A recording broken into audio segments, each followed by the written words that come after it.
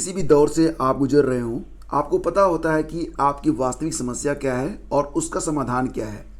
प्रायः होता क्या है, शक्तिहीनता यानी कि आपके पास जो पावर होती है वो नहीं होता है, जिसकी वजह से आपके बहुत सारे काम अधूरे रह जाते हैं।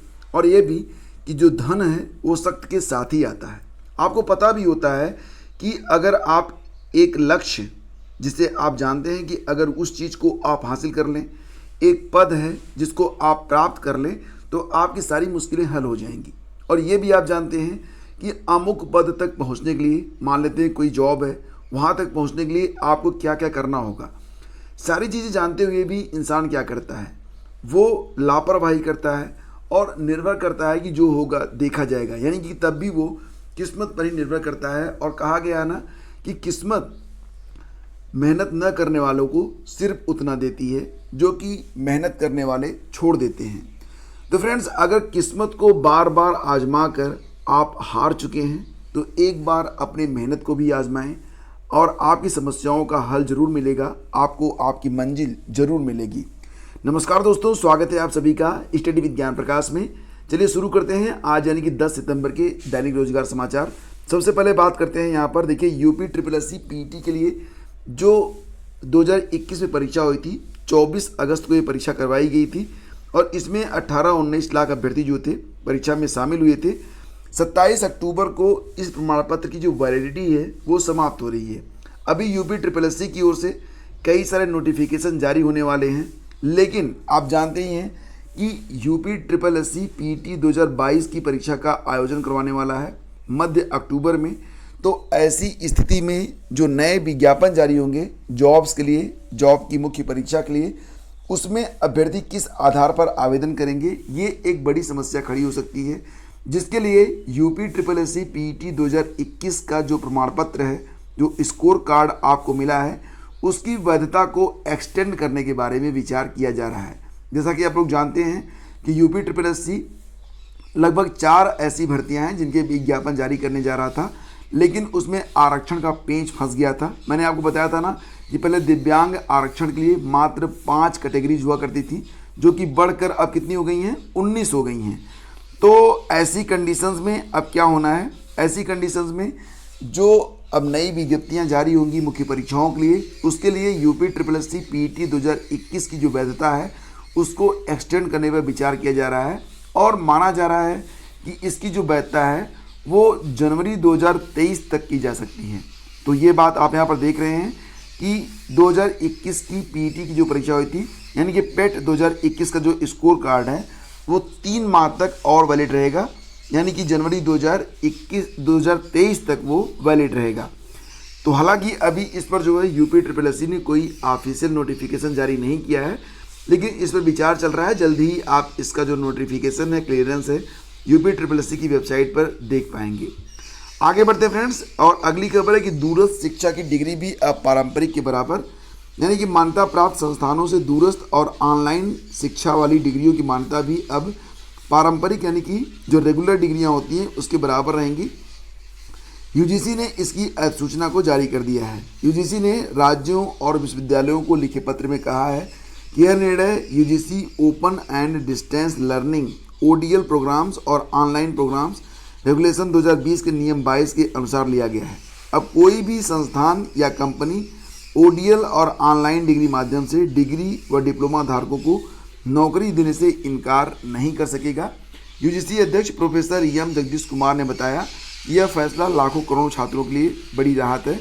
यूजीसी ने 2020 में ही इसकी सूचना जारी की थी, तो अब एक बड़ी राहत मिलकर आई है कि अगर आप डिस्टेंस लर्निंग से यानी कि दूरस्थ शिक्षा के माध्यम से कोई भी डिग्री आप प्राप्त कर रहे हैं तो उसकी जो वैधता रहेगी वो बिल्कुल उसी प्रकार से होगी जिस प्रकार से रेगुलर डिग्री की वैधता रहती है, और कोई भी संस्थान उसको इग्नोर नहीं कर पाएगा। और स्टेट बैंक ऑफ इंडिया में क्लर्कियल ग्रेड के लिए कुल 5484 पदों पर, काफ़ी बड़ी संख्या है, लगभग 5500 पदों पर अगर आप चाहें तो आवेदन कर सकते हैं। तो भारतीय स्टेट बैंक क्लर्कियल ग्रेड के लिए 5484 पदों पर आवेदन मांगे गए हैं। इनमें से 631 पद उत्तर प्रदेश के लिए है। आवेदन की लास्ट डेट 27 सितंबर है। चयन जो होगा वो प्रारंभिक और मुख्य परीक्षा के आधार पर होगा। तो आवेदन कैसे करेंगे और इसके लिए जो शैक्षिक योग्यता है वो क्या है और किस प्रकार से ये परीक्षा होगी, परीक्षा का पाठ्यक्रम क्या होगा, सारी जानकारी आपको मिल जाएगी हमारे टेलीग्राम चैनल पर। और एक डेडिकेटेड वीडियो थोड़ी देर में अपलोड करूँगा, तो उस पर भी आप जाकर देख पाएंगे। अगर वीडियो आप देख रहे हैं 8 बजे के बाद तो एक बार प्लेलिस्ट चेक कर लीजिएगा और इस वीडियो का डिस्क्रिप्शन भी, वहाँ पर भी आपको लिंक मिल जाएगा।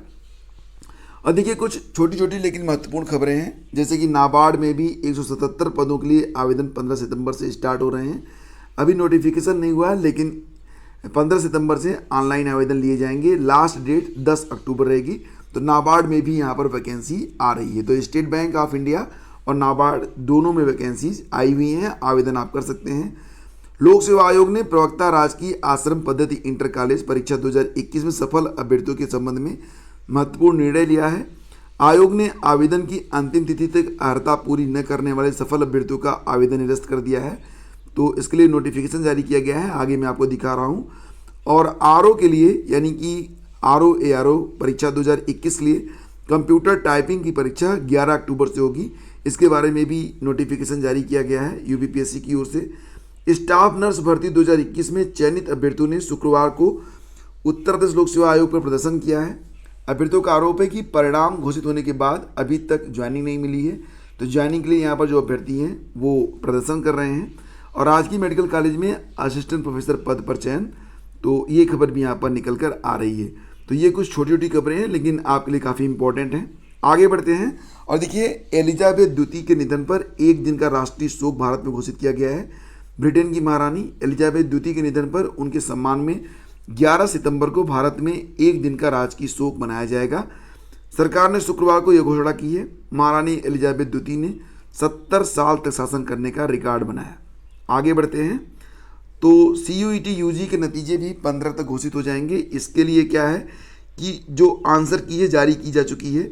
UG प्रवेश परीक्षा के लिए जो उत्तर कुंजी है वो जारी हो चुकी है और इस उत्तर कुंजी को आप CUET.samarth.ac.in पर जाकर डाउनलोड कर सकते हैं। NTA ने प्रश्नपत्र व रिकॉर्डेड रिस्पांस भी जारी किए हैं। आंसर की देखकर छात्र छात्राएं अपने उत्तरों का मिलान कर पाएंगे और उन्हें अपने स्कोर का अंदाज़ा लग जाएगा। अगर किसी छात्र को आंसर की के किसी प्रश्न पर कोई आपत्ति है तो वो 10 सितंबर रात 10:50 बजे तक उस पर आपत्ति दर्ज करवा सकता है। इलाहाबाद विश्वविद्यालय समेत अन्य केंद्रीय विश्वविद्यालयों में दाखिले के लिए CUET 2022 15 जुलाई से 30 अगस्त तक देश भर में आयोजित किया गया था। नतीजे 13 से 14 सितंबर को जारी होने की संभावना है। और देखो यहाँ पर आपको पता ही होगा कि परिषदीय प्राथमिक स्कूलों के तकरीबन 4000 सहायक अध्यापकों की लगभग 2 महीने के बाद विद्यालयों में तैनाती होगी। और हाई कोर्ट के आदेश पर मेरिटोरियस रिजर्व कैटेगरी यानी कि MRC के शिक्षकों का मनचाहे जिलों में तबादला हुआ था 2 चरणों में। मई में 2908 और जुलाई में 1024 शिक्षकों को मनपसंद जिला जो था आवंटित किया गया था। तो इन लोगों ने ज्वाइनिंग भी ले ली है BSc कार्यालय में जाकर, लेकिन अभी तक इनको विद्यालय आवंटित नहीं हुआ है। तो जो अभ्यर्थी हैं वो विद्यालय आवंटन के लिए परेशान हैं। तो यहाँ पर कहा यह गया है कि 15 और 16 सितंबर तक इनके लिए जो विद्यालय हैं वो आवंटित कर दिए जाएंगे। और वहीं में फ्रेंड्स ये तस्वीर आप देख रहे होंगे, ये 69,000 शिक्षक भर्ती के अंतर्गत जो 6800 की लिस्ट जारी हुई थी, ये उसमें शामिल अभ्यर्थी हैं और ये मांग कर रहे हैं कि इनको अभी तक नियुक्ति नहीं मिली है, तो इनको नियुक्ति मिलनी चाहिए। वैसे फ्रेंड्स आपको बता दें कि जो 6800 की लिस्ट जारी हुई थी उस पर नियुक्ति मिल पाना अब बहुत ही टेढ़ी खीर है, बिकॉज ऑफ कि ये जो 6800 पद हैं ये 69,000 प्लस 6800 करके हैं, जिस पर कोर्ट ने कहा था कि बिना एक वास्तविक विज्ञापन जारी किए सरकार जो है वो 69,000 शिक्षक भर्ती पर एक भी अधिक पदों पर नियुक्ति नहीं कर पाएगी। तो अब 6800 पदों पर जो नियुक्ति का मामला है वो एक टेढ़ी खीर बन गया है और मुझे नहीं लगता कि इनको इतनी आसानी से नियुक्ति मिल पाएगी। दिस इज़ माय ओपिनियन, मैं किसी के विरोध में नहीं हूँ, लेकिन जो वास्तविकता है वो मैं आपको बोल रहा हूँ और आप लोग प्रयास करते रहिए, डेफिनेटली इसका लाभ भी आप लोगों को मिल सकता है। चलिए आगे बढ़ते हैं और ये खबर आप यहाँ पर देख सकते हैं, यूपीपीएससी की ओर से 2 नोटिफिकेशन जारी किए गए हैं। पहला नोटिफिकेशन आपको से यह कह रहा है कि आरओ के जो टाइपिंग होगी वो 11 अक्टूबर से होगी। इसके लिए 11 से 14 अक्टूबर के बीच में टाइपिंग करवाई जाएगी। इसके लिए जो विस्तृत कार्यक्रम है वो बाद में यूपीपीएससी डिक्लेयर करेगा। और यहाँ पर कुछ अभ्यर्थियों के लिए रोल नंबर जारी किए गए हैं। राजकीय आश्रम पद्धति इंटर कॉलेज के ये ऐसे अभ्यर्थी हैं जिनका अभ्यर्थन कैंडिडेचर निरस्त कर दिया गया है, क्योंकि या तो इन्होंने शैक्षिक अर्हता के लिए अपना जो डॉक्यूमेंटेशन है उसको कंप्लीट नहीं किया है या कुछ अन्य वजह रही है। तो कुल मिला के गणित, भौतिक विज्ञान और रसायन विज्ञान के यहाँ पर आप देख सकते हैं कि 6, 5, 11, 12 अभ्यर्थी हैं जिनका कैंडिडेचर रद्द कर दिया गया है। तो फ्रेंड्स, ये थी आज की पूरी अपडेट। और देखिए, मोटिवेशनल वीडियो के लिए अगर आप चाहें तो हमारे दूसरे चैनल बी विनर को सब्सक्राइब कर सकते हैं, लिंक वीडियो के डिस्क्रिप्शन में दिया गया है। तो फटाफट सब्सक्राइब करिए और वीडियो को लाइक करिए, सपोर्ट करिए। आपके सपोर्ट की हमें बहुत आवश्यकता है। Thank you so much. Have a great day. जय हिंद।